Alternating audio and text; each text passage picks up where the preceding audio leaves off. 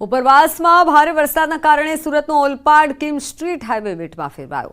ઓલપાડના વડોલી ગામે ખાતે state highway પર ઘૂંટણસમાં પાણી ભરાયા। વડોલી પ્રાથમિક શાળામાં પણ કિમ નદીના પાણી ઘૂસ્યા।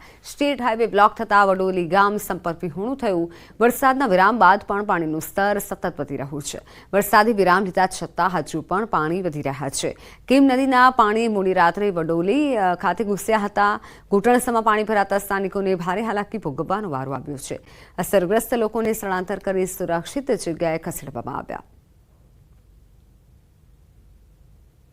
એના કારણે વડોલી ગામ અત્યારે ઉમરાછી અને વડોલી ગામથી સંપર્ક વિહોણું બનેલ છે। કિમ ઓલપાડ જે આપણો સ્ટેટ હાઈવે છે એ પણ અત્યારે બંધ છે। ગામની અંદર જવાનો પણ રસ્તો બંધ છે। આ શાળાની અંદર પાણી ભરાઈ ગયેલ છે। એની પાછળ એક જૂનો હળપતિવાસ છે એમાં પાણી ભરાઈ ગયેલ છે। પાણી પીવાનો જે સમ છે એ સમમાં પાણી ભરાઈ ગયેલ છે। એટલે આમ કહીએ તો એક બેટ જેવી પરિસ્થિતિ બની છે।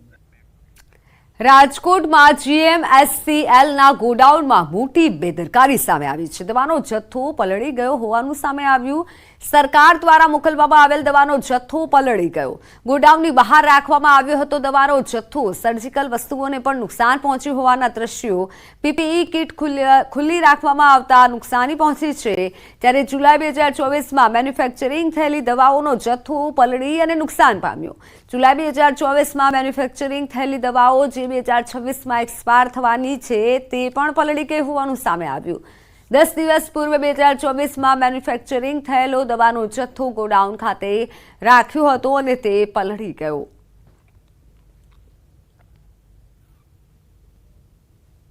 ગરીબોને મધ્યમ વર્ગીયોને મફતમાં સારવાર મળી રહે તે માટે હજારો કરોડ રૂપિયાનું બજેટ છે તે રાજ્ય સરકાર દ્વારા ફાળવવામાં આવે છે। ને આપને હું મારી પાછળના જે દ્રશ્યો જે બતાવી રહ્યો છું આ દ્રશ્યો છે રાજકોટ મોરબી હાઈવે ઉપર આવેલા GMSCLના ગોડાઉનના દ્રશ્યો છે। જોઈ શકો છો કે કઈ રીતે PPE કિટનો જથ્થો સાથોસાથ જે ઇન્જેક્શનનો જથ્થો છે જોઈ શકાય છે કે કઈ રીતે ટાયરની અંદર જાણે કે અહીંયા ભંગાર પડ્યો હોય તે હાલતની અંદર અહીંયા પડ્યો છે। અહીંયા જોઈ શકાય છે કે કઈ રીતે જે આ ગ્લોવ્સ છે તે પણ કઈ હાલતની અંદર અહીંયા પડેલા જોવા મળી રહ્યા છે। જાણે કે ભંગારનો સામાન રાખવામાં આવ્યો હોય તે પ્રકારના દ્રશ્યો છે તે ખાસ કરીને સામે આવી રહ્યા છે। બીજી તરફ આપને હું આ દ્રશ્યો બતાવવાનો પ્રયત્ન કરી રહ્યો છું। જોઈ શકાય છે કે વરસાદી પાણીની અંદર આ જે કીટો છે ખાસ કરીને જે ટ્યુબ છે તે પલળી ગઈ હોવાનું છે તે સામે આવ્યું છે। અન્ય જે એક્સપાયર થયેલો માલ છે તે પણ અહીંયા જોવા મળી રહ્યો છે। ખાસ કરીને આપ જોઈ શકો છો કે આનું મેન્યુફેક્ચરિંગ છે તે માર્ચ 2020માં કરવામાં આવ્યું હતું અને આનું એક્સપાયરી છે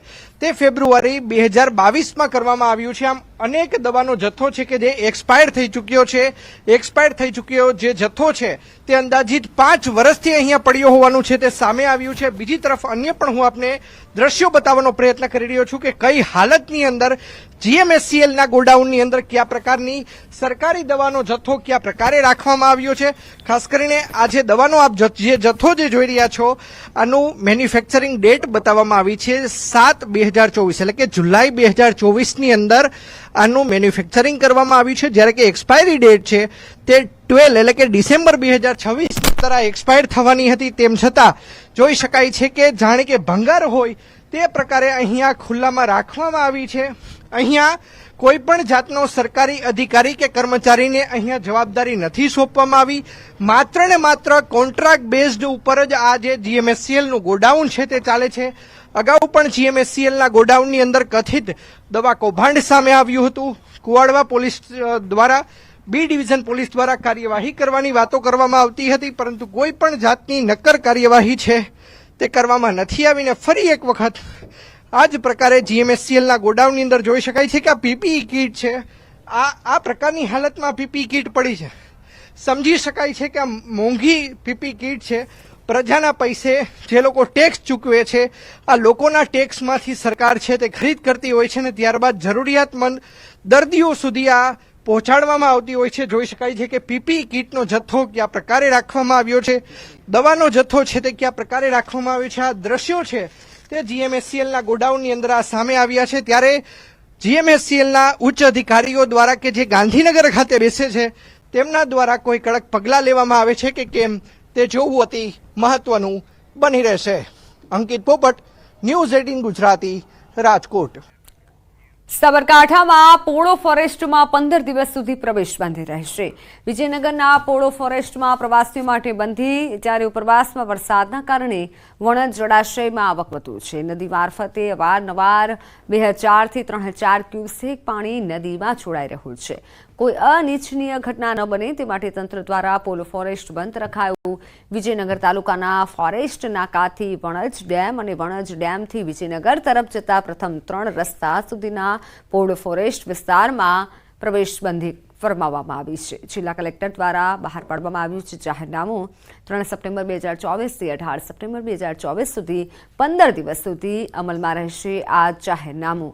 હુકમનો ભંગ કરનારને BNS 2023ની કલમ 223 હેઠળ શિક્ષાને પાત્ર થશે અને આ પ્રતિબંધ સ્થાનિક અને ફરજ પરના સરકારી અધિકારીઓ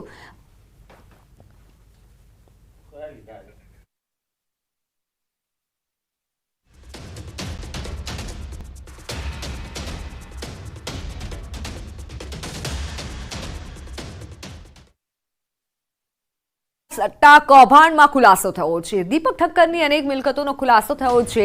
દીપક ઠક્કરની 14 સંપત્તિ હોવાનો ખુલાસો. પોતાના અને પરિવારના નામે સંપત્તિ છે. દુબઈમાં પણ મિલકત વસાવી હોવાનો ખુલાસો. દીપક ઠક્કરે દુકાનો, મકાન અને પ્લોટ વસાવ્યા.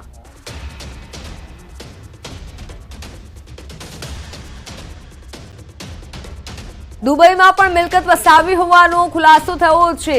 દીપક ઠક્કરે દુકાનો, મકાન અને પ્લોટ વસાવ્યા છે. અનેક પ્લોટ વસાવ્યા હોય તેવું સામે આવ્યું છે.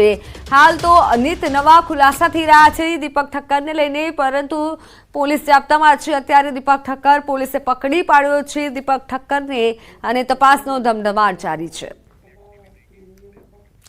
રાધનપુરમાં 2 યુવકોને માર માર્યાનો વિડીયો વાયરલ થયો છે. મોબાઈલ ચોરી કરી હોવાની બાતમીમાં પીટાઈ થઈ. રાધનપુરમાં કાયદો અને વ્યવસ્થા પર ઉઠ્યા સવાલ. ધોકા અને વાયરથી બહેરહેમીથી માર મારવામાં આવ્યો. યુવકો આજીજી કરતા રહ્યા, પરંતુ માનવતા ભૂલી આડેધડ માર મારતા રહ્યા. વાયરલ વિડીયોની પુષ્ટિ ન્યૂઝ 18 ગુજરાતી નથી કરતું. ફોનલાઈન પર સંવાદદાતા અશરફ જોડાઈ ચૂક્યા છે. અશરફ, શા કારણે આ યુવકને માર મારવામાં આવી રહ્યો છે? આટલી બહેરહેમી પૂર્વક માર મરાઈ રહ્યો છે, શું હાલ તપાસમાં આવ્યું છે? બિલકુલ મિત્તલ, બંને યુવકોને માર મારવાનું અત્યારે મુખ્ય કારણ સામે જે આવ્યો છે કે મોબાઈલ ચોરીના આરોપમાં બંને યુવકોને તાંબલા સાથે બાંધીને મારવામાં આવી રહ્યા છે. વિડીયો વાયરલ રાધનપુર શહેરનો થઈ શકે છે. વિલેજ 3 રસ્તા છે, ત્યાં ભંગારનો એક વાડો છે, ત્યાંનો આ વિડીયો હોવાનું સામે આવ્યો છે. પરંતુ ચોક્કસ કહીએ કે રાધનપુરમાં કાયદો અને વ્યવસ્થા ઉપર સવાલો ઉઠ્યા છે. કારણ કે જો આ યુવકોએ મોબાઈલ ચોરી કર્યા હતો તે લોકોને પોલીસ સ્ટેશનને જઈને પોલીસને સોંપવામાં જોઈતા હતા, પરંતુ જે યુવકો 3 થી 4 માર્યા છે તેઓ પોતે કાયદો હાથમાં લઈને ક્યાંક કાયદાનું ઉલ્લંઘન કર્યું છે. એટલે કહીએ કે હાથમાં જે પ્લાસ્ટિકની પાઇપ આવે છે, એટલે નહીં કહેતા કે ટાંકણાની માર ક્યાંક ભારે પડે છે. એટલે કે જે પાઇપ વડે મારવામાં આવે છે તે પાઇપ ક્યાંક જે યુવક માર ખાઈ રહ્યા છે તેનો ચામડો ઉખેડી નાખે તેવી પાઇપ છે. એટલે ચોક્કસ કહીએ કે ક્યાંક માનવતા નેવે મૂકી છે અથવા માનવતા ભૂલી ગયા છે. એટલી હદે બેરહેમીથી બંને યુવકોને મારવામાં આવ્યો છે. બીજી બાજુ સ્થાનિક પીઆઈનો ટેલિફોનિક સંપર્ક કરવામાં આવ્યો હતો. સમગ્ર વિડીયો બાબતે તેમને હાલ કોઈ ધ્યાન ન હતું, પરંતુ ધ્યાને આવતા તે લોકો વિડીયોને લઈને તપાસ હાથ ધરી છે. મિત્ર, બિલકુલ અશરફ, આભાર માહિતી બદલ.